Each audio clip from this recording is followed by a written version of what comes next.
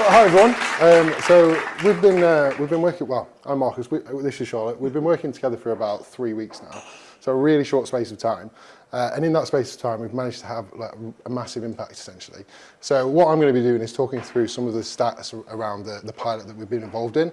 What Charlotte's going to be doing is going to be bringing that to life with some more information in terms of context of how that affects you guys as people within a trust. So I'll hand over to you. Brilliant. So good morning, everybody. My name's Charlotte Harris. I'm the Health and Wellbeing Lead for staff at Leicestershire Partnership NHS Trust. So I manage and coordinate all of the health and wellbeing offers and services out to all of our teams. So our clinical teams, our community teams, our enabling service. That's my role. It keeps me fairly busy, as I'm sure it does you all. So in terms, I've been in post for 2 years, and in that time we've been really responsive to staff needs. In terms of the pandemic, we've focused on staff mental health, as well as with the cost of living crisis, we've supported staff through financial wellbeing initiatives. And with the women's health strategy, we've really broadened our support for menopause, that I'm sure many of you have as well. And then what we've done is, as we implement our NHS strategy using the NHS England wellbeing model that I'm sure you'll all be familiar with, the diagnostic tool, that it encompasses all parts, a little bit like what Beth was saying, all parts of wellbeing. We recognise that there was a need for more support for staff physical health, and so we've been running our Miles Wellbeing app pilot for just a couple of weeks. So Marcus will talk through the numbers in a moment. But what the app does is it allows you to record physical activity, to connect to your phone or device, and then you're able to come together as an organisation, see who's on the app, and increase your physical activity, and also convert the activity points that you get into monetary vouchers. So there's lots of different elements to the app. So I'm just going to share with you some of the feedback that we've had so far from our trust in just a couple of weeks through the pilot. So like I said, we've launched this pilot to really support staff in increasing their physical activity. And we all know it's really well evidenced that the more physically active somebody is, the more healthier they are, the better self they bring to work. A little bit like Beth's video we saw this morning, is that when you're feeling healthy, you're feeling well, you're going to come to work differently to when maybe you've had poor sleep, you're not feeling good in your body, and so on. And what that does is it impacts upon that culture within the organisation. And we know that we want to support that wellbeing culture by supporting staff to be physically active, and we know that supports our staff experience, our staff survey measures, but ultimately, and I hope you'll all agree because you'll work for the NHS, that impacts and improves that quality patient care. That's what we're all working towards. And so that the pilots increased, you'll see in a moment, really supported staff in increasing their physical activity in a way that meets their needs. It's very individual. So one of the main piece of feedback that we've had is that the app's been really accessible. So like all of you, we have accessibility guidance within the organisation. It's really user-friendly.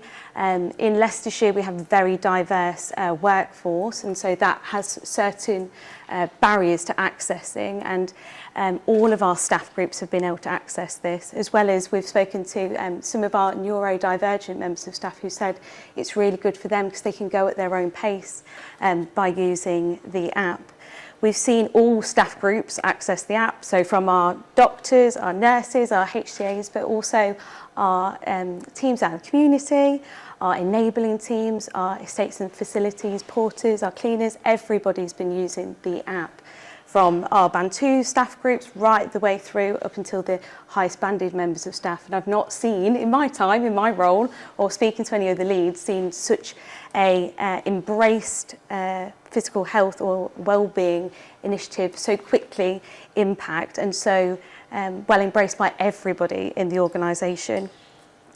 The app's also really inclusive, and this is something that's been fed back directly to us, that it's got that inclusive element, because not only are you able to record things like the traditional physical health activities like running and walking, cycling, swimming, But what you can also do is record things like guided breathing, gardening, housework, and there's a whole list, isn't there? There's so many on there. And that really comes something to us that's really important as an organisation, is offering initiatives that are inclusive of everybody, not just one staff group. And like I said, we've seen all staff groups using the app so far.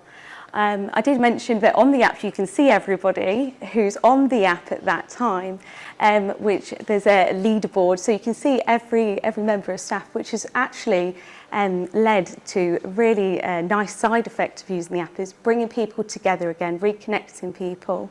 You can send high fives to each other, so you can send almost like a little bit like the gratitude cards. You can send a high five to a colleague per day, and again that reconnects our staff coming together, doing something positive for their well-being and bringing that sense of belonging.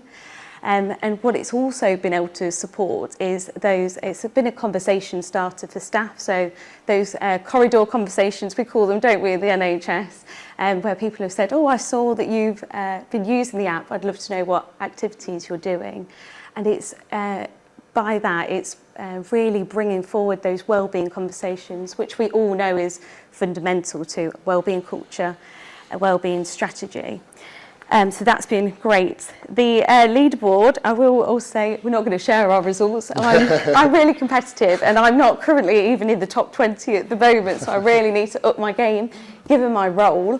But there's also an improvement leaderboard available on the platform, which shows individuals' improvement that they've made from one period of time to the other, how much more they've been physically active. And from that, what you can do is then actually name and celebrate those people, recognise those members of staff. We know that recognition is something that's really important in our organisations. It's that feel good of, it's been shared and celebrated. And you can put it in your communications, your internal communications, to really support, again, bring together that wellbeing culture. So it's been absolutely fantastic in terms of that. Another unexpected side effect almost was that what we've found is, because the app is shared out with our teams, it's put the health and wellbeing offer at those hard to reach members of staff's fingertips. It's on their phone, it's on their device or watch. And so what we've found is a really good uptake of some really difficult, we'll all know the barriers to certain hard to reach groups. We talked about some of the clinical teams, but there are other groups. And what we've actually seen, there's been direct referrals into the rest of the health and wellbeing service from using the app. So people who've been interested that there's something new, exciting that we're doing with the pilot, they've then actually accessed our intranet and seen the whole range of support that's available, and then come and self-referred themselves into our services so that they're accessing all of that offer, and it's increased that engagement, which is brilliant. And we've particularly seen male members of staff really embrace this application, which is one of our harder to reach staff groups. Don't worry, you're coming in a minute. Last point was our financial wellbeing. So I mentioned the cost of living crisis, and we all know it's not uncommon, unfortunately, anymore to see that we're having to hold or host staff food banks. Staff are struggling at this time, and what the application actually does is, like I said, it allows you to convert your physical activity points into monetary vouchers. So I think it's 10,000 points. You can turn it into £2.50 Audi voucher, Amazon. So there's a whole list of outlets on there. What it's done is it's empowered that staff to have a perk, another reward that you can add into your offer to support that financial wellbeing, without necessarily having to come and speak to my team and having to ask for support and help. Like I said, it's really increased that engagement. And you wouldn't believe it's only been officially 2-3 weeks. Officially 2, yeah. Officially 2 weeks since we've been doing that pilot, and that's the amount of feedback that we've already seen, and the themes that we've seen in the reporting as well. So it's been really, really well received and incredible, as you'll see from the numbers. Yeah, and all of these figures, credit goes to Charlotte and the team for these, because LPT have sort of set themselves as the gold standard now because of the sort of rate of adoption and how quickly everybody's getting involved with it. So you'll see, bear in mind, in this pilot period, we set a cap of 500 people. for the month. We're 2 weeks in, and that was last night. I'll be surprised if it's not a 500 already. So the rate of adoption is absolutely massive. But what's also really crucial to us is how engaged people are with the app. So we look at the number of app opens over the last 30 days. I know that sounds sort of counterintuitive because they've only been on it for 3 weeks, but it does make sense, trust me. 20 times. So that means that at least, well, they're looking on the app pretty much whenever they go and do an activity. And potentially they're having a look at it in the evening before they go to bed to see how they're stacking up against their teammates or their colleagues. But this is a really good level for us as well, because one of the benefits of being more physically active and improving your well-being is you're more productive at work. What we don't want to do is take away from that, like you would on TikTok, Twitter, things like that, where you're doom scrolling. So this is sort of the perfect level of where we'd like it to be, and pretty much where the rest of our clients sort of sit as well in terms of the usage. We then start to look at the activity data. So again, 2 weeks, 28 million steps, over 28 million steps. It's phenomenal. We then look at the number of activities that are recorded. So over 6,600 activities recorded. Again, I put over there because that was last night, and the guys at LPT are just constantly recording activities. We then look at the distance travelled. So as well as just the activity they're recording, there's also the distance they're recording. 23,500 kilometres. That's actually more than 50% of the way around the equator in such a short space of time. We then look at the hours of those activities. So it's not just that they're doing these activities, they're doing it for a decent length of time as well. 2,274 hours. So to put that into context, 95 days, I'm a bit of a movie buff as well, so I thought I'd put Jurassic Park. Imagine watching that 1,137 times. I'm not sure I could do that. Yeah. And we then look at the high fives, like Charlotte mentioned. It's a social interaction within the app. And essentially what you do is you go onto the leaderboard, you click on somebody's name, you send them a high five. And that might sound trivial, but the amount of feedback that we've got saying, that little sort of nudge saying, well done for doing that little bit extra, goes such a long way for some people and encourages them to do that little bit extra as well. And the fact that there's more high fives than there is people on the app, again, fantastic figures. And all of this sort of adds up to that big number at the end. Our mission as a business is to get people moving more. And these guys are 80% more active now than they were prior to using the app. So we are sticking to our mission, but also Charlotte's team are putting in a hell of a shift to get to that number. So hats off to them, like I say. Now all of these stats are really valuable for us, as I'll talk about later on. But what's just as valuable, if not more valuable, is how the people that are using the app feel about it. So I've just got a bunch of user feedback bits here, and you'll notice there's some themes. So easy to use, great, you wouldn't use it if it wasn't. It motivates me. It's great to see other staff supporting one another. The rewards are a great incentive. Love getting points for exercising, makes you want to move more. It's fun, gets you motivated, a great way to interact across directorates. It rewards me for exercising. I'm very competitive, good to see my progress. It's good to get me motivated. So there's two real key themes there. Motivating people to do more, which again, that is our mission. But secondly, which is again just as important, is that connection between staff that might be in completely different offices, in different places in the UK, because a lot of people are working remote now. Being able to have that connection and bring people together, particularly when retention is such an issue within the NHS at the moment. One of the things that's going to keep people together is having a strong, close-knit team. And again, it's clear to see that's exactly what this app is doing. It's bringing people together, a bit of competition, a bit of collaboration.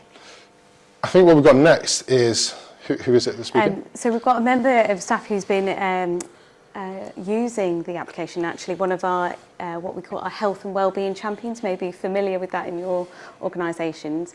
It's a member of staff who's been sharing this out within their department, in the IT department. They really support all of the wellbeing initiatives. They're an amazing member of staff, and credit to them for supporting the uptake as well. But they're just going to share what it's felt like using it for them. So it's Mark Muddimer.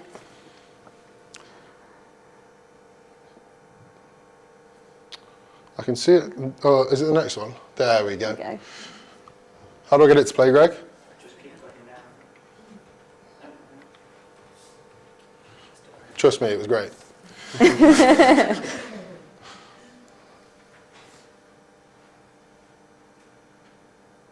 Suspense. What would we do with that, Greg? There we go. And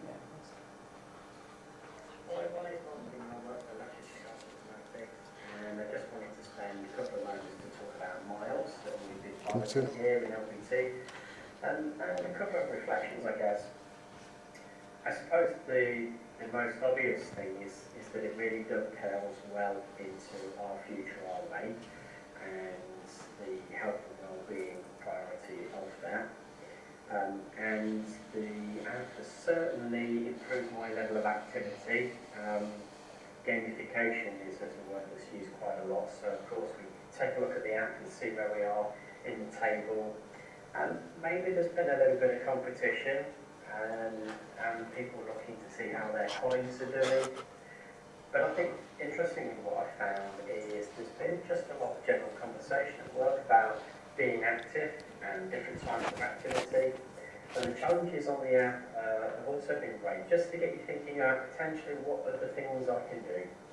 So whilst I occasionally cycle into work, I've also been mindful about making sure that I record any walking that I might do at lunchtime, and also trying to take a walk in the evening as well outside of work. And as the nights get lighter, I think that gets a little bit easier for most of us as well.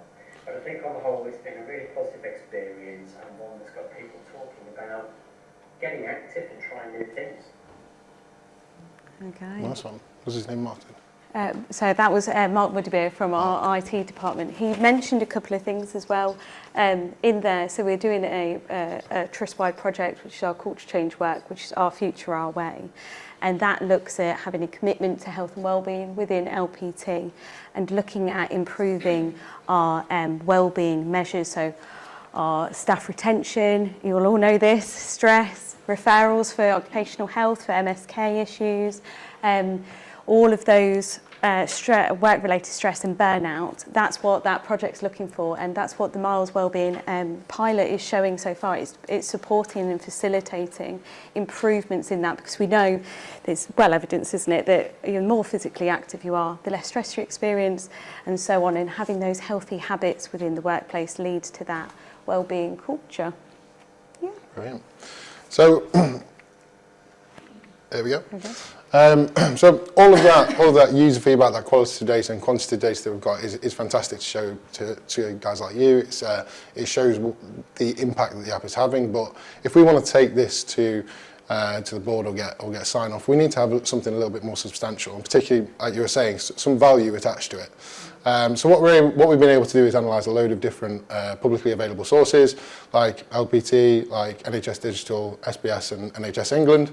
And from that we look at sort of two cost-saving areas. And there is a load of workings behind this, and I'm happy to take you through it afterwards, but I don't think you want to look at a spreadsheet right now.